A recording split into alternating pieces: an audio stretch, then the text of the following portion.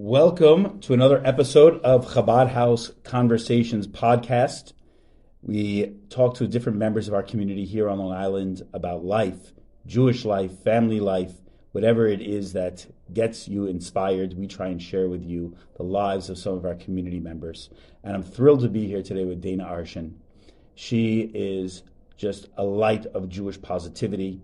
I know her from many years and heard about her amazing encounters with Chabad on campus throughout her years in college and beyond as well. And Dana is an amazing person. I'm a little intimidated because she's a media person herself. And so I'm just a novice podcaster, and here we are, Dana. And Dana is a 2-time Emmy-winning journalist. And she's been reporting in New York for 12 years. She started at News 12 for 6 years, then Fox 5 for 6 years, and now I think it's the best position she's ever had, and she might be able to confirm that. She's a storyteller at the Holocaust Memorial and Tolerance Center of Nassau County. We're going to abbreviate that to the HMTC for the rest of the podcast, I think. Mm-hmm. And she is now the storyteller at just an amazing institution right here on Long Island in Nassau County on the Gold Coast, the North Shore of Nassau County, the Holocaust Memorial and Tolerance Center. And Dana, thanks for coming on. Rabbi, thank you so much for having me. I feel like you could be a storyteller. You just summed up my life so beautifully. Well, I love storytelling, so that's kind of why we do Chabad House Conversations. It's like keep the stories going, people's narratives of their lives of their families that maybe wouldn't get told otherwise. And I encounter such interesting people like yourself that I think that your personal story needs to be shared. And I know you share so many people's personal stories, but maybe your story is not told.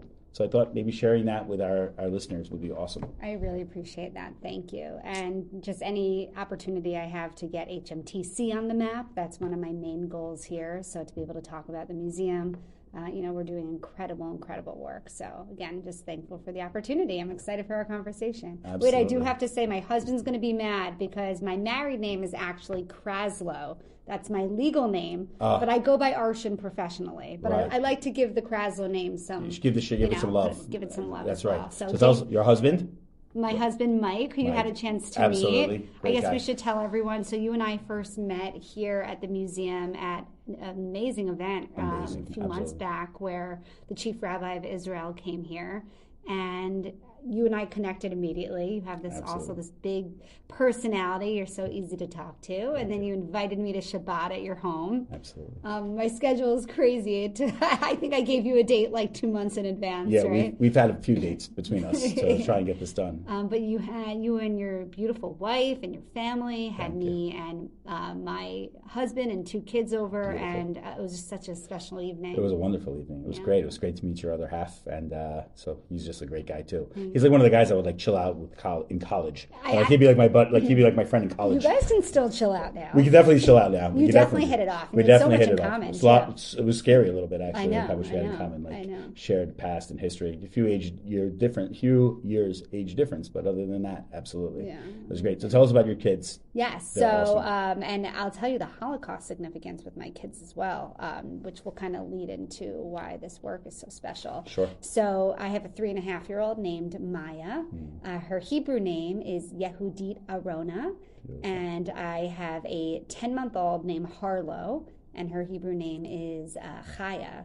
Beautiful. And Maya was actually named after Yehudit is my husband's maternal grandmother who passed away, and Arona is my poppy's youngest brother, who was 7 years old when he was murdered in the Holocaust. Wow. And he was the only one in my family I had found out who had never had anyone named after him. So he was my great uncle. Wow. So I had always heard about my poppy, who was an Auschwitz survivor, and we'll get to that, about my poppy's younger brother.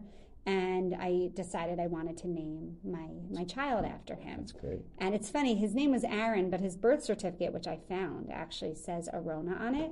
So if I had a boy, it was going to be Aaron, Hebrew name, and a girl, Arona. And I went into labor 2 weeks early. I had Maya, named her, Yehudit Arona. And weeks later, I was at my poppy's house, and I said, you know what, why don't I pull up Aaron's birth certificate? I haven't looked at it in a long time. and I started crying hysterically because Aaron was born on July 27th, 1932. And Maya, who pushed her way out of me 2 weeks early, was born on July 27th, 2019. Wow. So she shares a birthday with her namesake. That's so powerful. And I had been talking about Aaron for so long, leading up to her birth, saying, I just discovered him. And if that's not a sign that this little boy is living on through her, I don't know what powerful. Is. And then Harlow, I have almost identical labors. I went into labor literally at the same exact time at 14 days to my due date, almost 5:00 p.m., identical. My water broke with both. I go into labor and I give birth on Holocaust Remembrance Day, Yom HaShoah, in the spring. So it was just, it's incredible. I mean, what are the odds? So I feel like that's every sign from the universe that this is what I'm meant to be doing. Such blessings Hashem's given you. It's amazing. And such confirmation. In Chassidus, we call it Hashgacha Pratis, which means divine providence. There's divine synchronicity in everything we do. And sometimes we don't see, mostly we don't see it. The Baal Shem Tov taught like a leaf falling off a tree, the way it goes left and right and falls down from a tree, that has divine synchronicity. How much more so when you see the birthdays of your children in the confluence of beautiful and powerful events in your life. That's what we call Hashgacha Pratis, divine providence. That's As beautiful. I get older, I'm starting to believe in all that more and more. You see it. You just see it. If your eyes are open and your as they say in the psychological, if your doors of perception are open, you see Hashem in every detail and every nuance of your life. But you're a rabbi, and I don't want to put you on the spot, but growing up, I always felt like, and I always believed that there was something, but how, and a lot of survivors I interview, like, how could there be a God who would let 6 million Jews die and millions of other innocent victims? Or, it's easy for me to say, yeah, of course there's a God, and of course everything's meant to be because I have this beautiful privileged life. But if I was in a concentration camp, would I be saying everything's meant to be? So, it was hard for me, like, growing up to as the grandchild of a Holocaust survivor with a number tattooed on his arm, to just really understand, I don't know, how I felt about religion. And I was always so proud to be a cultural, traditional Jew. Like, I was always so proud of my heritage and my ancestors, where I came from. But as I get older, and I see the significance with the birthdays, and I went back to Poland and found my great-great-grandfather's grave. All of that kind of started to pull me in again, and I feel like a pull from the universe now that I just can't explain. That's amazing. But you also got married by a Chabad rabbi. So I did. I love Chabad.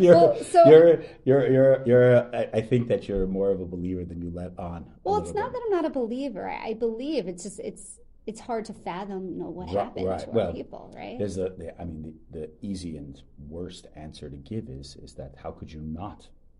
If you could fathom the Holocaust, if you could fathom the horrors our people have been through, something's wrong with you. Something's missing in your humanity bone, wherever that is in your consciousness. If you think that you can rationalize or understand the Holocaust somewhere, I don't think anyone should or try. It was also crazy. If the Holocaust didn't happen, I would not be here, because my papi would have never, had to leave his country. He would have never moved here and met my grandma. So it's just. It's just so, Have you ever heard the story? I wanted to ask you this, and you brought it up by putting me on the spot, quote unquote, which I don't feel put on the spot, but the story of when they put God on trial in the Holocaust. You know what? It doesn't sound so unfamiliar, but I can't. So I think this might give us an answer without giving us an answer. So at one point they decided I believe it was in Auschwitz, they put God on trial. Who's they? The prisoners? The Jews who were in the camp, the rabbis. And there were some rabbis who argued for, and there were some rabbis who argued against. And took every night, whatever energy they could muster up to be able to put God on trial and have a court case. They brought him to what's called a din Torah. They brought God to a rabbinic judgment according to the Torah. And they argued day in, day out. And after a week of deliberation, they came to the Beis Din, the 3 Jewish men sitting on the court, and they got the verdict. And they said, the verdict is, they questioned, is God real? Is God here? Is God in Auschwitz? How could God let this happen? These are all the arguments, as you could imagine, that we all wrestle with, I'm sure you wrestle with on a daily basis on some level, being a child of a grandchild of a survivor and doing the amazing work you do. It said, is God here? And the answer was, no, God is not here. We don't believe God's here. And then they got up and they prayed the evening service. So what does it show us? It shows us that, on the one hand, they can't fathom it. God was not there with them. They didn't feel it. They didn't connect to it. They couldn't wrap their mind around it. The horrors and everything else that came with it. How could they? But then they prayed the evening service. They prayed to that same God they didn't believe in, sort of say. That same God that seemingly had abandoned them, they still prayed to. And I think that is shows on the But was power it maybe of the God Jewish wasn't spirit. there with them, but God was somewhere else? No, but God. If God wasn't there, where are they praying to him? They're praying to an omniscient, omnipresent God, and a God that's everywhere in everything. But they could not bring themselves to adjudicate. Like in a court of law, you're right, God was not there. In a court of law, legally, how could God be here? How could he do this to his quote-unquote chosen people? How could he do this to any person or any group of people on such a scale and such horrors? How could he? But then let's pray to him. Then let's say our actions belie a different reality than the one that we're experiencing. Our minds and our hearts are experiencing something different than what our bodies experience. And so I think that kind of gives us the entire perspective of, I think, the Jewish experience on a whole. We can't make sense of this, and we try to, we're lost. But at the same time, we still pray. We still do the mitzvahs. We still have a Chabad rabbi marry us. We still go to Shabbat dinners. We still do Jewish stuff. Even if we can't make sense of it, we still believe in a God that's not maybe made to be made sense of. So that's amazing. I think for me, it's just I love participating in traditions that I know that my ancestors did for generations before me. Like anyone listening who might be unfamiliar, because I'll be sharing this with all my followers. Usually it's it's always the women who light the candles on Shabbat. Right. So I think it's beautiful when I do that, knowing that my grandmother and great-grandmother and great-great-grandmother before me. So it's not to say that I do or don't believe in God. It's more just, for me, I love carrying on the traditions and knowing that I'm doing something that my ancestors were persecuted for doing. So it's kind of like my revenge to the Nazis. Absolutely. Right. Absolutely. That's amazing. And it says action is the main thing. So your actions are your grandmother's actions. Your great-grandmother's actions are actions since Sarah, Rebecca, and Rachel. I mean, you're stepping into their shoes. Every Jew has this amazing background of literally probably hundreds, if not thousands, generations, people who step into the same place on Friday evening and light Shabbat candles. So you're stepping into that place. Yeah. So that's that connection. That's that thread that you're bringing into the present, and you're winning. That's the winning against the Nazis. That's the version of you presently that is really a version that's a composite of all those generations. Yeah. We're like a small person on the shoulders of giants. So tell us about your poppy. I mean, what brought you to such a vision of who you wanted to be, using your amazing media capabilities, using your storytelling and the narratives. And, I love narrative therapy, and I think it's cathartic probably for people to tell their stories through you. And the fact that you get to stand as this front line to bring these narratives to the contemporary world is just amazing. So what got you started? How did you begin? Like my broadcast career in general, and then how I got here, or just with my poppy? And you can talk about tell it all. How you feel about it. Well, definitely, focusing on the Holocaust was a very gradual thing for me. And it's funny, I have friends that I grew up with who always knew that my grandpa was a survivor, but they said to me, I don't remember you talking about it so much like the way you do now. So it was something I started to talk about more and more as I got older, but it was always ingrained in me. And I do presentations for classrooms, or I used to more often, and I would start by saying that most people, the first number they ever recognize or remember is a phone number. For me, the first number I ever memorized was my poppy's number on his arm, 143499. And he would always sit me on his lap and show it to me and say, look at my, there was never any shame or ever trying to hide it. He didn't talk about the war, but he always showed me his number, and he'd always made sure that I knew it. Wow. And I remember doing Holocaust projects when I was in 8th grade, even 5th grade. I remember always feeling connected to it. I remember when my poppy was interviewed by Steven Spielberg's Shoah Foundation. Yeah, Spielberg went around interviewing about 50,000 survivors. If that number is accurate, if I remember correctly, Wow. I believe it was about 55,000 survivors, and had volunteers go and do the interviews. So we have that. And, it was always something that was a big part of who I was, but I don't know if I understood that it was my identity or part of my identity at that time. I definitely was always really proud to be Jewish. I grew up in an area that had a lot of Jews. Where did you grow up? In Jericho. In Jericho. Most people went to the Reformed synagogue. My family went to the conservative synagogue, so I was in school with 10 kids, where everyone else was like 90 kids in the grade in Hebrew school. So I went 3 days a week. That was before we were there in our Chabad house. Yep, Jericho, right where you are now. So I went after school to Hebrew school on Tuesdays, Thursdays, and Sundays. Now it's just 1 day a week everywhere, even at the... So I had a great Jewish education. I'm not going to lie. I loved, we would jump out the window and hide from the rabbi. And there were some fun times in Hebrew school as well. Sure. But it was definitely a little more religious and observant than the other ones. And I grew up in a semi-kosher home. Right. My mom we would bring a non-kosher food, but put it on plastic and paper plates so as to not unkosher our dishes in our kitchen. The American conservative. Yes, but you know what? Right. I appreciated that because it was my mom doing as best as she could do, right? Right. That was what she felt like she could do, and it was honest and real, and it was enough. I mean, look, I'm very tied to my Judaism. So, and I went to college. I got very involved with the Chabad, which it was really cool, actually, to be part of the Chabad at the University of Delaware. Rabbi Snyderman. I actually went there as a Spanish major. Did you really? I did, and one of the main reasons I went was because I was the president of Spanish Honor Society in high school. I was like a total Spanish nerd. I got 100 on my Spanish regents, and I just knew that I wanted to study Spanish, but I didn't know what I was going to combine it with. Wow. And I was doing all this research, and Delaware had these incredible study abroad programs, actually one of the largest study abroads in the country, which I don't think a lot of people know.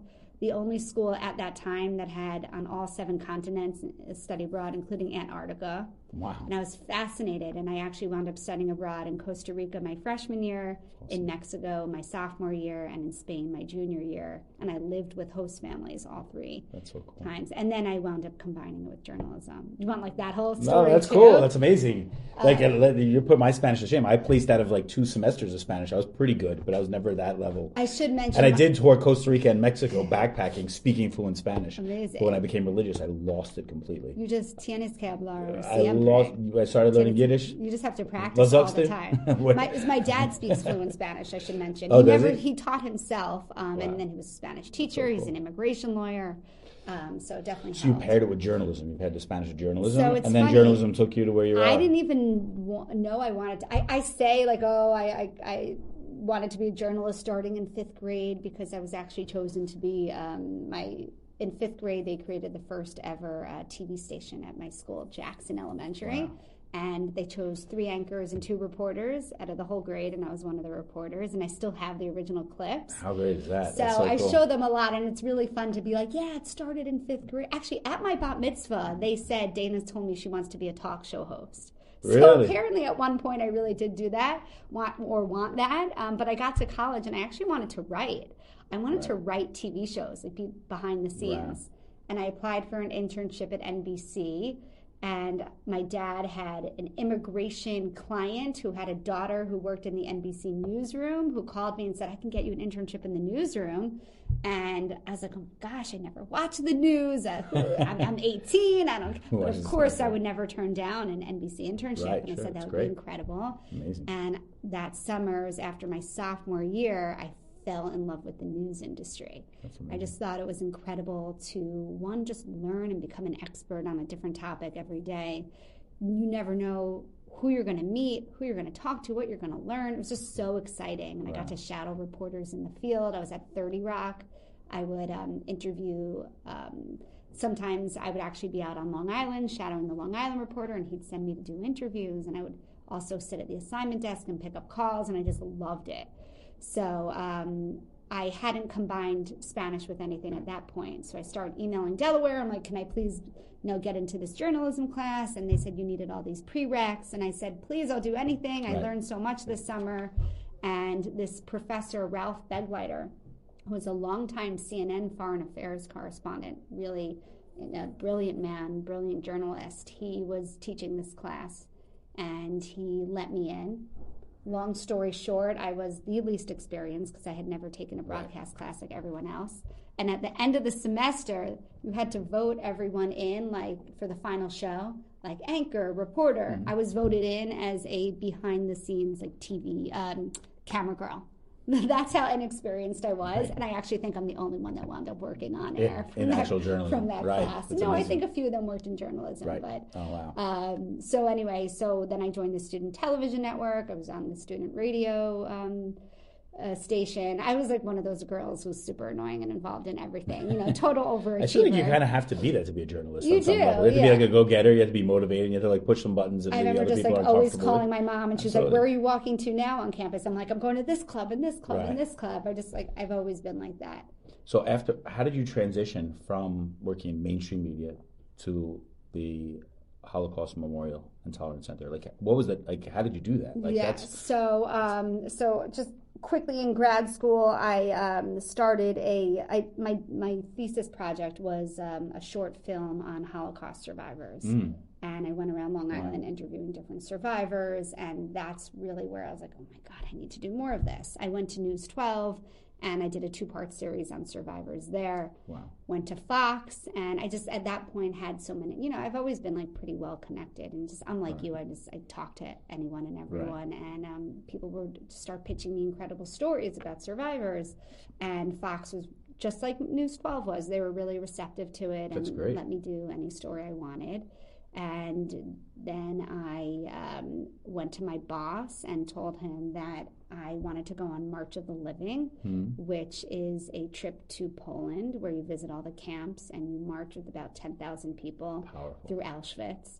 And I said, can I bring a camera with me and shoot the whole thing by myself? And I had my own cameraman and editors at Fox, but I was like, I want to go do this on my own. And, oh, really? And they said yes. And I brought my equipment for 8 days. I was recording every second of the day. I put 3 short films together when I got back home. One of them won an Emmy. One got nominated for an Emmy. Which one won the Emmy? It's called The Forgotten Camps, and that was the first piece I did. And it was about basically all the different camps or a lot of the different camps that existed in Poland. That we don't know about, like not that we might not know about, or like Belgic. Everyone pronounced it different. Some say Belgic, some say Belgic. But that was a camp with only 2 known survivors. So Auschwitz, while more men, women, and children were murdered in Auschwitz than any other camp, more survived from Auschwitz because of how big it was and how they needed people for forced labor. So that's why we hear about records, it. Right. So amazing. I went to Majdanek, another camp where they have just pounds of human ashes piled up high that are still preserved there. Goodness. So that was incredibly eye-opening experience. Can we still see your films? Are they online? They're on Vimeo? Yeah, or they're on actually, if YouTube, you just Google Dana Arschin, I have a Weebly website. I haven't bought it yet. It's danaarshin.weebly.com. Okay, I probably should buy a domain soon. But I have all my videos. Oh, that's great. There. That's great. So maybe I'll post it when I put the podcast up. I'll put that definitely. Put a link to you. That Absolutely. would be great. Thank you. That's so great. So, and then I got a bunch of other Emmy nominations while I was there. Tell us about them. Come on. No, it's not. But I did some incredible stories, and I got to the point where this is all I wanted to do. I was so passionate about it. And I was doing it really on my own time. I worked this weekend shift where I would, do these headline updates of whatever was going on. And then I would spend the rest of my shift writing my Holocaust scripts and sitting with an editor. And if I didn't have that, I don't know when I would get it done because they couldn't take me away from day of news. So I wanted to do more, but I couldn't really find the time for it. And I knew I was going to have another baby, and I just didn't know how I was going to keep working these crazy long days commuting from Long Island to the city. I used to live in the city, so life was very easy then, and then we moved out to Long Island. And you moved right to Port Washington, where you are now? We moved right to Port Washington, which we love, and the commute was getting really tough. And I was putting my daughter Maya to bed at 9 o'clock at night just so I could see her. Wow. You know, I'd be live at 12, 5, and 6 every day for the past few years that I was working, especially when the pandemic started. And traffic home at that hour, I mean, I was lucky if I got home by 8. It was just crazy. So, but I wasn't going to leave everything I worked so hard for. And I would have gone back if this perfect opportunity didn't present itself. But I was like, this isn't sustainable. And I have to say, I had the most incredible experience. I wouldn't take away one day that I spent at Fox and News 12. It seems like they were very supportive of you. Incredibly, we left on the best of terms. That's great. I only have the most incredible things to say about them. That's great. And but I just couldn't, with 2 kids and commuting from the city and the long days, I just couldn't see how that would work out long term. Right. So I started thinking, okay, I want to tell Holocaust stories. Where can I tell Holocaust stories? I started setting up calls with a bunch of different Holocaust museums. And it's funny, I didn't think I would want to actually come to this one because it was small and I had, these ambitions of going big. And after speaking to them, I was like, wow, they need me more than a big museum, because these big museums have their own PR companies. Right. And they were really excited. Andrea Bolander was the chair at the time. She's incredible. And she was like, we are going to make this happen. So I pitched myself as the first ever storyteller. That's so great. Shooting, writing, editing the same high quality stories that were airing on Fox, but instead of airing on TV, blasting them out all over social media and digital platforms. That's amazing. As a way to reach everyone, but most, importantly, the younger generations who don't really know that much about the Holocaust. Right. And my stories are getting 50 to 100,000 views. I've only finished 2 long form pieces so far. Each one takes me about 4 months. I just started here in September. Right. But I do short versions too. So every survivor I interview, at the end of the interview, I do a special Instagram type segment. Right. 15 to 30 seconds. You need to do it today for today's attention spans. And those, I show survivors talking about their numbers. Wow. Another survivor had the original yellow star that her uncle was forced to wear on his uniform, on his clothing. So the people I'm meeting are incredible. That's amazing. And my jaw drops every time. I'm always like, oh, okay, it's another Auschwitz survivor. I know this story. And then it's it's incredible, and I never regret. And I do interviews almost every week, and mentally it's exhausting. Absolutely, and emotionally it takes a toll. Right. But every time I show up, I never regret being there. Absolutely. So, in a nutshell, that's what I'm doing. So you became like an activist for it, because it's like, you're in a this where we're sitting right now is very idyllic on the North Shore of Long Island. It's a beautiful preserve all around us. But, to bring attention to this nook of Long Island, and especially the Holocaust, and bringing it to such a Jewish area that doesn't know about it. I grew up in Long Island, didn't know there was anything like this really on Long Island. Yeah. And then even as a rabbi, I didn't necessarily know how, vast what the impact that you could have was using this memorial as something to tell people's stories and narratives. And, that's just amazing. That's you're taking the narratives of so many people that maybe aren't addressed and bringing it to more people and bringing it to kids these days and putting it on Instagram and putting it on places where maybe the Holocaust hasn't crept in yet into there. When I was a kid, conservative and Reform Judaism was all Holocaust pretty much. And that's what I was given. And now I don't know the kids are given that to the same degree. And I don't know that people, and I think that the narrative has to catch up with the cacophony of Twitter and Instagram and all these things. And I think that's what you're doing. So I see you as somebody who took something like a seed and is growing it into a tree, as far as bringing that to more and more people. Thank you for saying that. That's absolutely amazing. That's really my goal. So my number one goal is to keep survivor stories alive and to make sure their legacies live on forever. My number 2 goal is just to put this museum on the map. That's great. And to hit people with these stories. That's awesome. What's interesting is I kind of always felt that I would maybe lose my status by, people say, oh, you're on TV, you're on Fox, and everyone's trying to, pitch themselves, and they treat you a certain way because they, it's true. I would go to restaurants and, we're a local news station. Still, people would come up to me, oh, you're on Fox 5, blah, blah, blah. Absolutely. And I thought that people would be less interested in me. And to be honest, my Instagram account is growing wildly. That's more, amazing. More in just the past few months than ever before. You invested in yourself and in your story and what your abilities are and your interests are, and it paid off.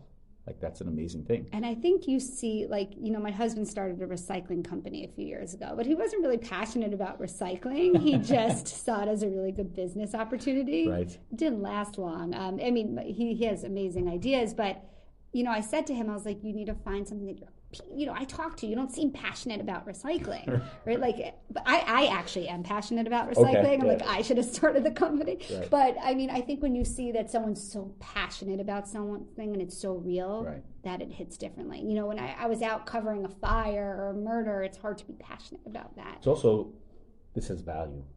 I think value and meaning, like Viktor Frankl, a Holocaust survivor, he taught purpose of man is not happiness, but it's meaning, finding meaning in the world. Because he saw people in the Holocaust who were happy, and then they went into what the hell they went into, and they lost their whole identity. But people who found meaning and find meaning in life are able to withstand even the horrors of something like that. So I think that the fact that you found your calling, it's not just something you're passionate about. Like, a person can be passionate about selling pocketbooks online, but if you're passionate about something of value and meaning, and you're bringing that forward, bringing the narrative forward, I think that also speaks volumes to what you're doing, and that's why you're successful at what you're doing, because the value and meaning you're giving is just tremendous. Thank you. I appreciate that. It's a tremendous thing to give people in the darkness. People feel dark today. People have everything. People are not, thank God, in the Holocaust, and they still feel dark. So to provide like a light in that darkness for them of meaning and value, when people actually experience real horrors and real things, not to diminish anyone's problems today, but you're giving them something that they understand, that even in such a horrific situation, people have come out of it and build lives and build families, and you're existing. Well, I try to also make my work like not all doom and gloom, right? I like to there is positivity, right? There are stories of strength and survival, and I love to end my stories on the legacies they leave behind in terms of how many kids and grandkids they had. And it's amazing. I just, it doesn't always have to be this sad tale. You can educate in a different way. But I'm always experimenting, right? I might post something that does really well on Instagram and something that doesn't. And it's all, I'm learning, right? Like what resonates the most with people. What have you found that resonates the most? So it's funny, I shouldn't say it's funny, but the survivors who have tattoos, their videos get more engagement than anything else. Really? Because, I grew up with a survivor with a tattoo, so it's not so rare for me. Wow. But I don't realize that there are so many people who have not only never met a survivor, but never seen a survivor with a tattoo. You just brought up a story to me that resonates with me so much. My grandfather, I'm an American boy all the way back, so thank God my family really wasn't touched directly by the Holocaust, per se. I'm in a breakfast, like, I don't know, they don't exist anymore, dinette, like lunch net type place, breakfast special type, greasy spoon / not bad, but in Queens with my grandfather. They live in Queens. My grandmother and my grandfather used to take me to this place called the Lollipop Diner, not kosher. And we used to go all the time, and there was like a little like five and dime place. I used to buy baseball cards and like stuff that I'd always take me to buy a G.I. Joe figure, or Star Wars, whatever I wanted there. And one time we're leaving the restaurant, and there's a man diagonally across from me in the restaurant, and I see his sleeve is rolled up. And I see the number on his arm. And I say to my grandfather, you have Poppy? Mine was Pop. I said, Pop. I said, was he in the Holocaust? Because I knew about it. Like, I don't know how. I mean, I was very interested in World War II history. And again, I grew up with like Holocaust education and things like that in Jewish.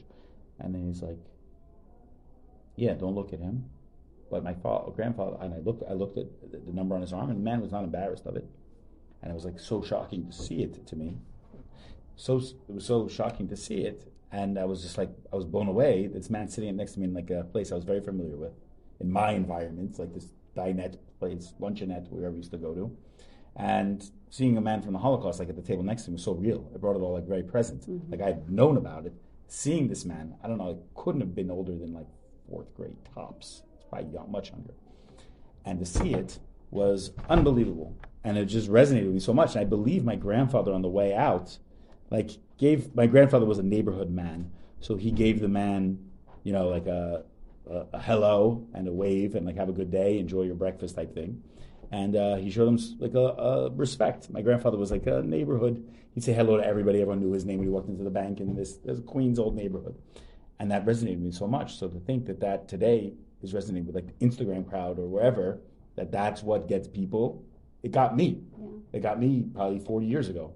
And it still gets people because it's like, I guess, impact.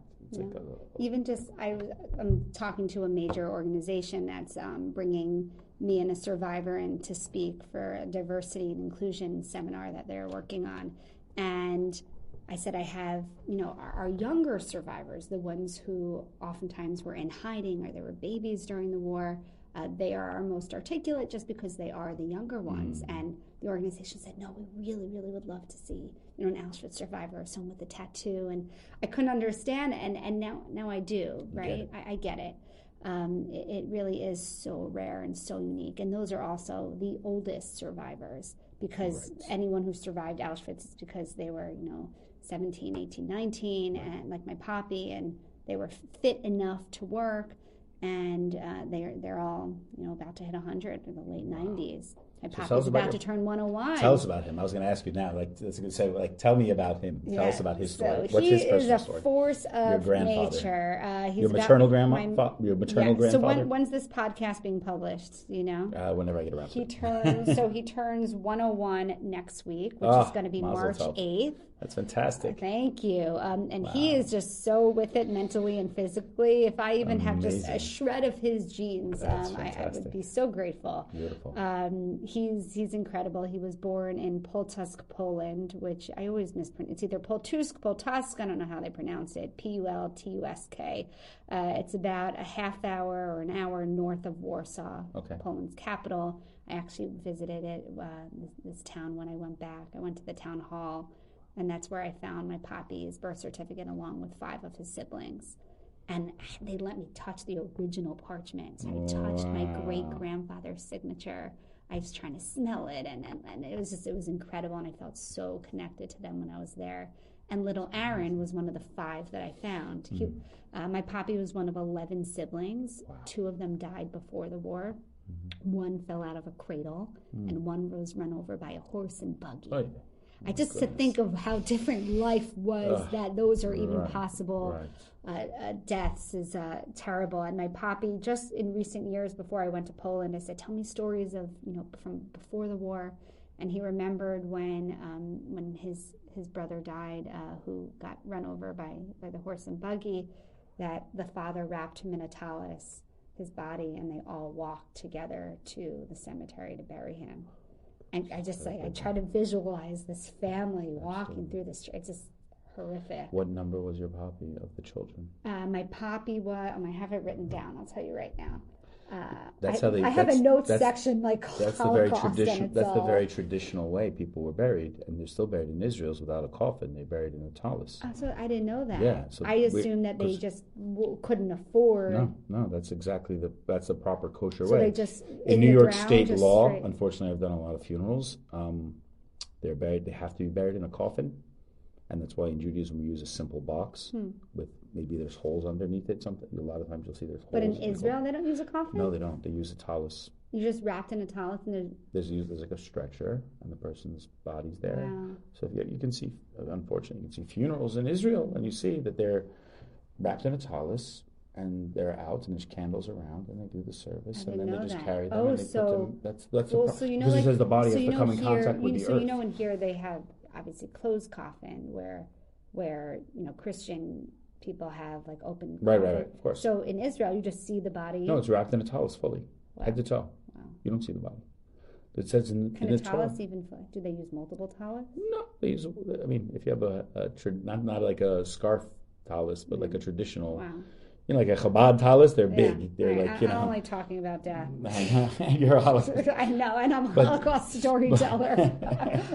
But the fact is it's it says the body should come in contact with the ground. That's why. Mm-hmm. That's why we do it that way. And in New York State, that's the law that you have to have it. So do the Orthodox community, are they very upset with the laws here? No, because you could do it in a pine box, because the pine box will eventually go away, and eventually that's fine. Mm-hmm. So I'm going to give all of I have the order of oldest to youngest, and I'm going to say all their names because they all deserve to be heard.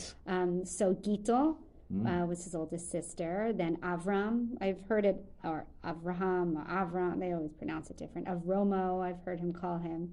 Yitzhak, Simcha, Rivka. Was Simcha a boy or a girl? Simcha was a boy. Okay. And he was one of the 4 to survive. Wow. Rivka, Yosef. So Yosef was the one who he ran across the street and got run over by horses. Then my papi, Nusin, then Moisha, then Reuven. He's the one who died as a baby. Oh, he was the one that was carried to the cemetery that my papi remembers. I guess, right, because Yosef passed before him, before he was born. Chava and Aaron. So That's my papi is names. 1, So 2, 3, 4, names. 5, 6. My papi was the 7th.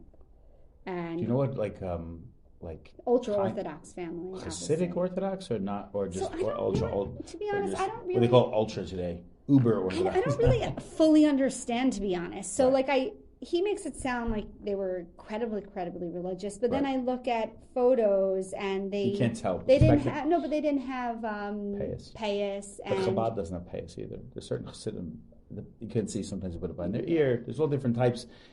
In the old country, you couldn't tell unless because. So, but what's the difference between ultra Orthodox and Hasidic? So, I mean, ultra Orthodox is kind of like, no offense, a media term for like Haredi Jews, who are like black hat Jews, like Orthodox. But for anyone listening, what does that mean? So What's I'll tell- Haredi? What's black hat? So in Hasidim are also Orthodox. They're ultra Orthodox too. Hasidim just means like observe Shabbat. No. That's what Orthodox means. Okay. Orthodox would mean that. Observe Shabbat, keeps kosher. Shabbat, That's kosher, Orthodox. ultra Orthodox would be like the highest standards of that. And Hasidic is kind of an offshoot of it that really focuses on the mystical teachings of Judaism. That is like really early Hasidism is rooted in Kabbalah and Jewish mysticism. And even in Hasidism, there's two kind of breakaway branches of the tree, so to say. You have the Hasidim who are very isolated and who like live in their own bubble, so to say, and very, don't like interface with the outside world very much, and they might seem very, antiquated in their behaviors and things like that. And they kind of protect their traditions by like the severing Samar themselves, Samar community and they sever themselves from the world, like Borough Park Jews, generally speaking. And then you have the other branch of Hasidism, which is like Chabad, which says we are ultra Orthodox, but we go into the world to bring light to the world. We're not on the defense; we're on the offense. We're protagonists for Jewish mysticism and spirituality. We don't think we have to put a fence around it to protect it, but rather, if we're constantly going outward, we're not worried about the mysticism being corrupted, and we want to share that mysticism with more and more Jews. We want to share the spiritual side of Judaism. I'm always trying to explain Chabad to people. So there you go. That's like one way of looking at it in the spectrum of Orthodox. Then I tell people Jews. that my daughter goes to Chabad school. They're like, "Oh my God, you're so religious." And but what I try to explain, this is how I think of Chabad, and tell me if you're wrong. That you guys observe, fully, but you're not insular in the culture, right? And you are very open to all Jews of all backgrounds and all types of religious sects or levels, and you are just happy to have any type of Jew feel connected. Absolutely. And I think that's so beautiful. And even like my Chabad rabbi who from Delaware, he'd be like drinking and partying with us. He's a partier. I can't keep up. I was the only one on I led a birthright tour with him, and I'm the only one who could keep up drinking with him. All the other rabbis literally fell asleep. I went on birthright with him too, and 3 Sinai scholarship. Yeah, you survived. I survived. I'm not so much of a party animal, but I have my moments. That's a great summary of Chabad. Absolutely. Right? That's a great way to put it. But even like at my wedding, I didn't want my shoulders covered because I just didn't want that, and I wanted men and women to sit together, and he allowed that. He said, "This isn't how I would do my wedding or my kids' weddings," but he allowed that to happen where any other Hasidic rabbi from outside of Chabad would not have facilitated a wedding like that. I think it's it's not that Chabad is more lenient. I think it's that Chabad wants more accepting of others and more. Like if you believe in the potential of the Jewish soul rather than the body, and you say every Jewish soul should be connected to Torah on their level and be able to come to a proper Jewish wedding. Is the fact that the bride's shoulders are showing going to preclude that from happening? And that's a question we have to ask ourselves. And like the fact that you were married in a quote-unquote kosher ceremony by an Orthodox rabbi, a Hasidic Orthodox rabbi, and a great one at that, like that's amazing. And that affects generations. That affects your children and your children's children throughout generations. The fact that the wedding contract, the ketubah, was written and filled out properly. That's just the impact of that on generations is out of this world. and your soul carried forth into your children and their children's children all the way through because of that one small act of deciding Rabbi Snyderman's going to be my rabbi at my wedding because I love him and he loves me. Well, he said that's amazing. Freshman year of college, I said, you're going to marry me one day. And he said amazing. That at the wedding, yeah. That's so beautiful. And there he was. My first wedding I ever did was also college students when I was a rabbi on college campus. Where? In SUNY Rockland at RCC in Suffern. I was a professor, and I was the Chabad and the Hillel rabbi. I wore all the hats on campus, yeah.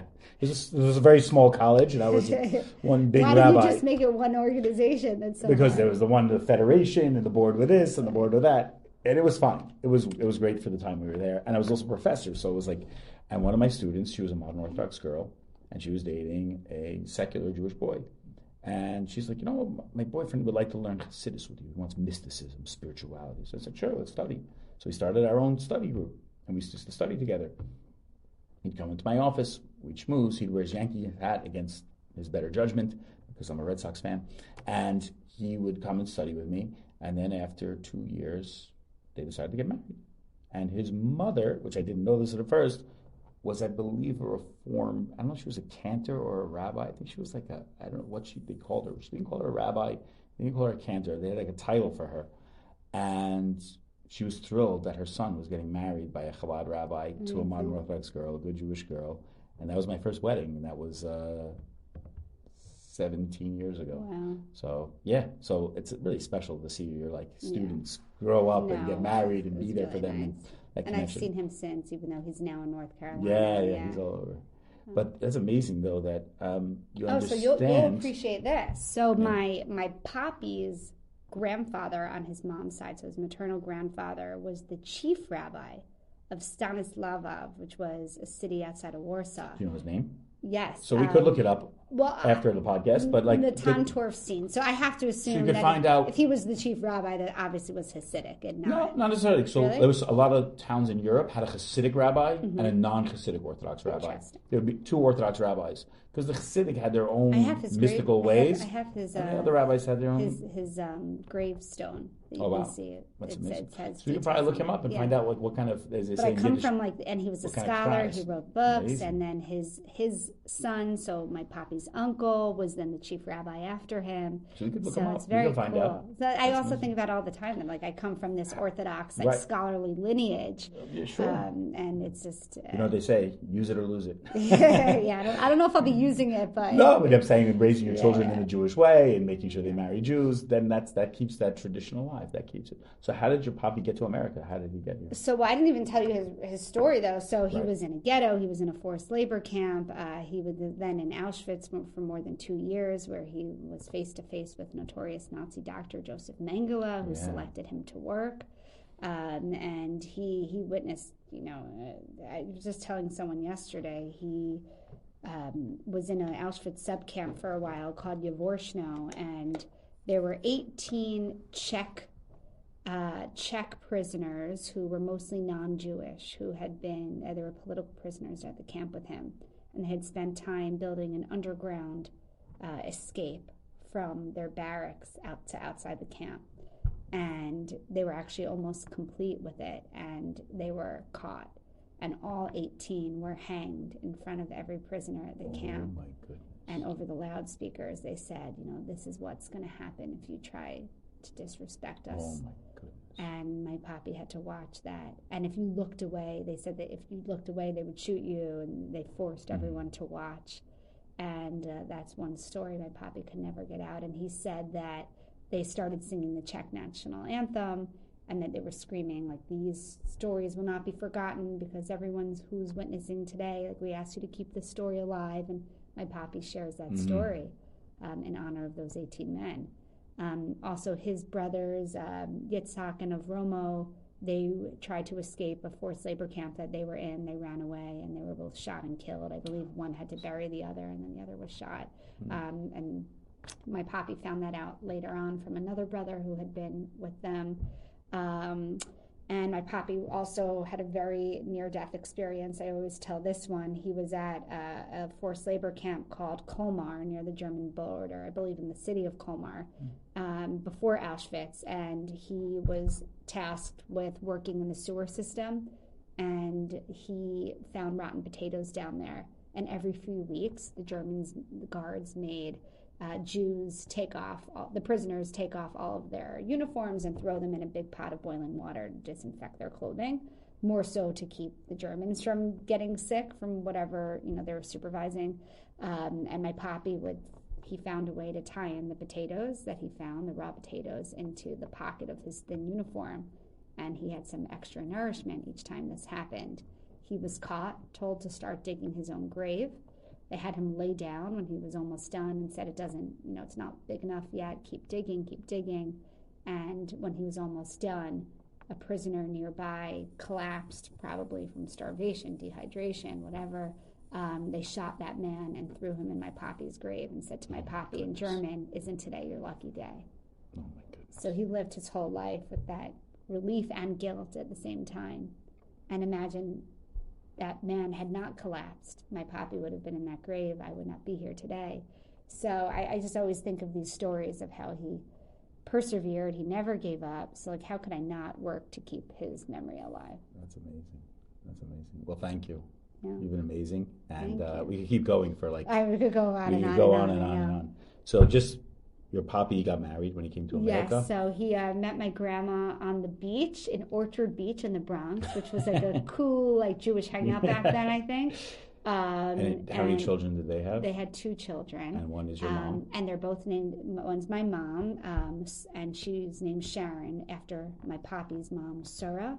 Mm-hmm. And my uncle was named Jay or Yitzhak after my papi's father, which is Yankiel or Jankiel, I don't know, but Jay was named, my uncle Jay was named after him. So that was kind of nice that he had a boy and a girl named after both his parents. And that brings us to you and your beautiful children. Yeah, That's so my uncle has 2 daughters, and I have 2 daughters. My mom had 2 daughters, so 4 grandkids, and we already have 4 great-grandkids from my papi.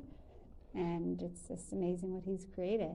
Arschin. Dana, thank you so much for coming on. Thank you. Amazing. This is so fun. I could keep talking to you. Absolutely. I could keep going too. You have such a cool story, too. Thank you.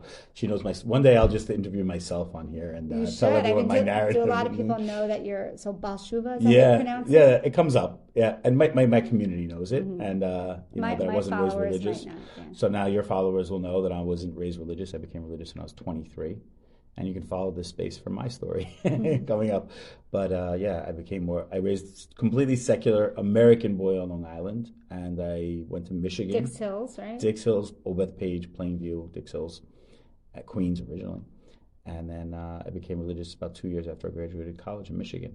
So that's a long, long story. And that's why you and my husband, you're both Michigan boys. Men. That's right, Michigan men. Go Blue. Absolutely. Go Blue. He's trained me. Yeah, I'm sure he has. We have that reputation of training our spouses and children in the ways of Michigan. Yeah. Absolutely. I do have to use this opportunity to let all the viewers know or listeners know that we rely majority on donations to keep our center running, to pay our salaries.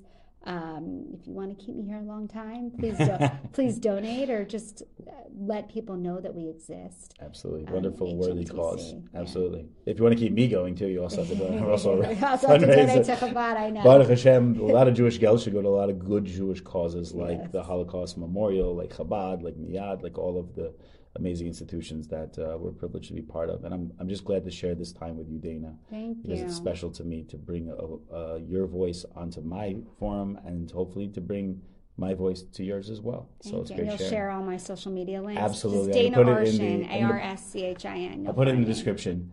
Thank you so much for coming on. Thank you, everyone, for listening. I really appreciate it. Thank you so much. This was Chabad House Conversations with Dana Arschin. I hope you enjoyed. Please feel free to find us on Spotify, Apple Podcasts, wherever you digest your podcast from, YouTube as well. And please like, share, and give us your feedback. And if you'd like to be a guest on Chabad House Conversations, please hit me up, and we'd love to have you on. Thank you so much, and have a wonderful day.